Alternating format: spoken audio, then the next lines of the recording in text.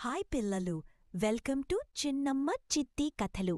అనగనగా ఒక చిన్న ఊరిలో ఒక మంచి మనసున్న ముసలాయన ఉండేవాడు.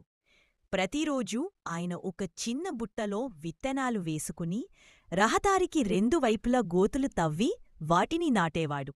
మొక్కలకు ప్రేమగా నీళ్లు పోసేవాడు. అటుగా వెళ్లే కొంతమంది ఆకతాయి పిల్లలు తాతయ్యని చూసి నవ్వుకునేవారు. కాని తాతయ్య మాత్రం ఏమీ పట్టించుకోకుండా తన పని తాను చేసేవాడు.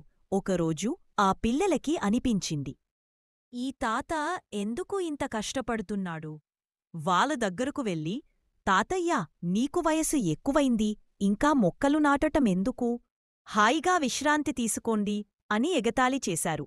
తాతయ్య నవ్వుతూ అన్నాడు, పిల్లలు, ఈ మొక్కలు నాకోసం కాదు నాటేది. ఇవి పెద్దవైతే మీరు వాటి నీడ్లో కూర్చుంటారు. మీరు వాటి పండ్లు తింటారు. ఇవి మీకు ప్రాణవాయువు ఇస్తాయి. పిల్లలకు ఒక్కసారిగా అర్థమైంది, తాతయ్య తమకోసం, భవిష్యత్తు తరాలకోసం పనిచేస్తున్నాడు అని.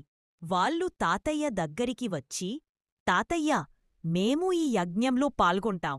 మనం కలిసి మన ఊరిని పచ్చగా మార్చుకుందాం అన్నారు. అలా అందరూ కలిసి మొక్కలు నాటి వాటిని ప్రేమగా చూసుకున్నారు. వృక్షో రక్షితా రక్షితః. మనం వృక్షాలను రక్షిస్తే వృక్షాలు మనల్ని రక్షిస్తాయి.